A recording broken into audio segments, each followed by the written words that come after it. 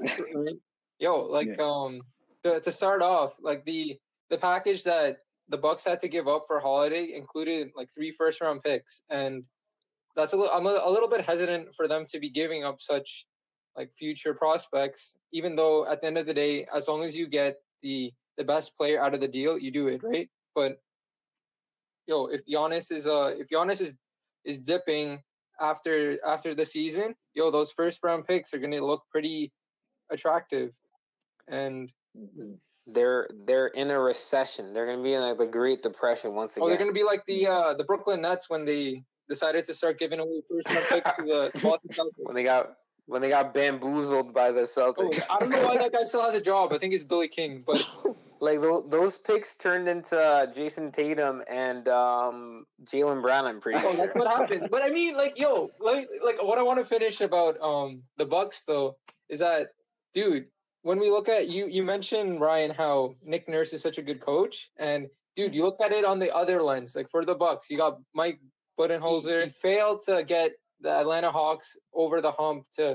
He's winning the Eastern Conference with like 4 All-Stars in Atlanta, but just can never beat LeBron. Now he's got his own superstar, his own quote-unquote LeBron, and he still can't get the job done. I think he just needs Drake's like shoulder rub to take him to that next step. But jeez, yeah, yo, I don't like the Bucks. They're making moves, man. Like I feel confident in them, but like you said, Ryan, like the Nets, if they come back healthy. Can I say pause? Yeah. What? What are you doing? Oh my god. Sorry, Al, keep going. Yeah, so I mean, I feel like the Bucks, like you said, Ryan, yeah, like the Nets are gonna be a threat if they're healthy. The Raptors, although I do want to say that they have a good chance, this is gonna be more of like a so-so year. I feel like they're gonna probably be maybe just top 4 instead of top 1 or 2 in the conference. Celtics are just gonna be ever improving, depending on like what happens with Gordon Hayward, if they can flip that for an asset. And obviously the Heat are just getting better, but yeah, at the end of the day, the Bucks, this is the last year. I don't think Giannis is gonna decide to re-up this year, even with the improvements that they made to the team. I think Mike Budenholzer, he might be the intangible that needs to get changed. And yo, bringing it back, man. I don't like, to be honest, Bleska and Ryan, I don't know what Milwaukee rapper can show up and give Mike Budenholzer that backdrop, man. I'm just like I was trying to search up like who's a popular Milwaukee rapper, but I couldn't find one. So yo, it might be out of luck. I think I don't know how many rappers come out of Wisconsin. Man, they're out of luck. They're not gonna make it. So making a murder. That's the only thing I know from Wisconsin. Really? Murder. Making a murder, Packers and cheese. Dairy products. Hey, Alan, did you hear that? What was that? I think it's time for our overtime period again, where you #speak your mind. And this time we got a question from not you or I, but from our last guest. Okay. And this is an interesting one. In relationships, are guys intimidated by women with a higher role in leadership? Okay. Bleska, I would like to know, give me the context for leadership. Like in what sense? I think it's like just like, she's the boss and she's the boss. Okay, so I feel I'll give you my thoughts, and then Ryan, while I say my stuff, you can formulate what you want to say, because we're getting you're involved in this now. You're a part of this overtime. What I want to say though is that I think it depends on the person, because I think it's important that if you're in a relationship, there is different dynamics when it comes to how people act and also how people react to the behaviors of your significant others. Yeah, so if you're in a relationship with a girl and she has a different leadership or even like a stronger attitude per se, right?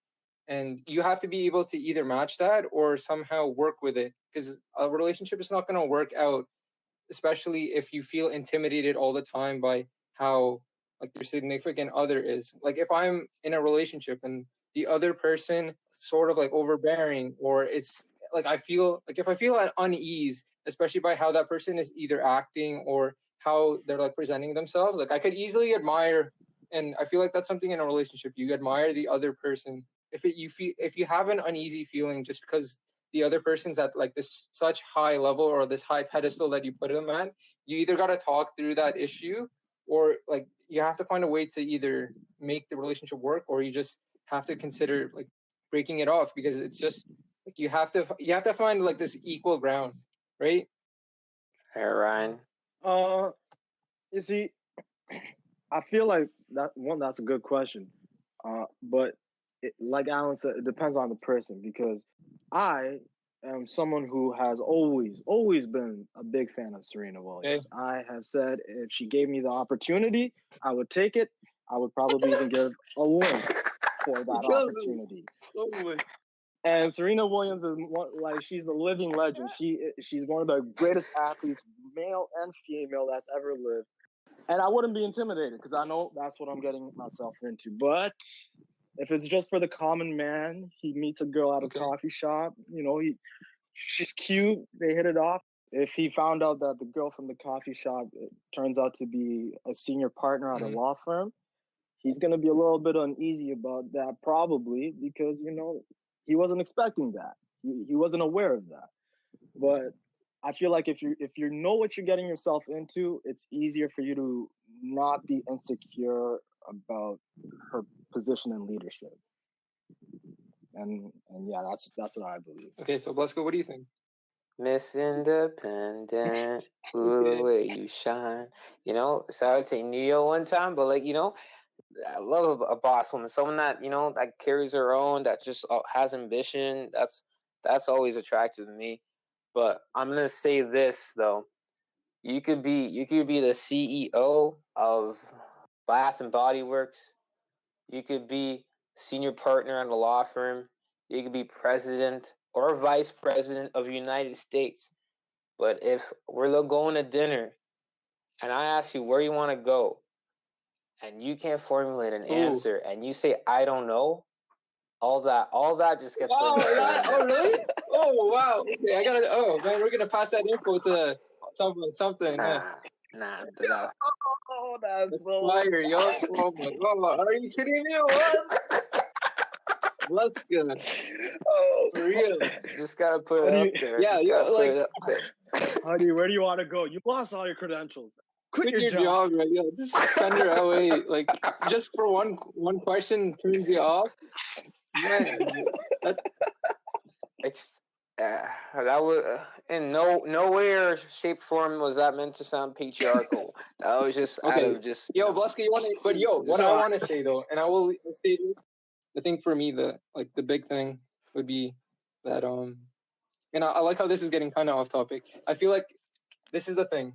I think being like pretty should be the least interesting thing about you, and I think that's the big thing. No, that's fact. That's fact. Because beauty deteriorates with age. So she may be a dime today. This should not be your only quality. 20 years from now. Or your best quality. If that's your best quality, man, you got to get out of the kitchen. Exactly.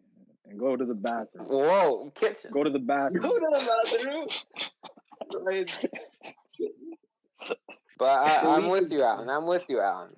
What you say, the looks is like the 100-meter dash. That once you get to 70, those looks might not be there anymore. But it's that personality. Yeah, that's the marathon. I think all three of us recognize that. Like obviously, attractiveness is a part of the equation. But yeah, if that's the bigger thing in the equation, then yeah, you're probably looking in the wrong place. Absolutely. But I think. Oh, Alan, did you hear that again? Oh, I think I heard of something. Are we going double overtime? So, Ryan, we're in our second overtime. It's pretty groundbreaking because, like me and Blasco, we haven't even got to this part, and like this is so weird per se. And I think you're gonna be lucky that you're on for our episode with the first double OT. But just bringing back to the question I really want to ask you, and it's a bit of a callback to our most recent episode, which talked about like holiday shopping and things that people would want or intending to buy. So So what is something that you really wish to have had when you were younger that you never had the chance to, I guess, like experience or get? And it could be literally anything, an item or experience, or take it however deep you want to go. You know them little kid cars? Like you used to see in the commercial where like the kid is 5 years old, but he's driving like a mini Hummer. I wanted something like that when I was a little kid so bad. But, you know, never got a chance because it's like, where are we going to put it in the house and all that? So, yeah, never ended up getting it. But that's something that I'm pretty sure was the first thing I wanted when I was a kid that I didn't get that I could remember. Okay, so do you think now if you do become a parent one day, would you buy that for your child? Well, I will put it like this: I would not get my child that. There was a reason. Oh my! Use your feet that God blessed you with. Right, killing me. No jokes. Oh my god! And that's the day Ryan's child found out Santa wasn't real. Whoa! Yo, wait, that's okay, Busket. It's okay. No, Busket. It's okay. You know why? Because whenever we post a YouTube video, I always click "It's not for kids," so we're good.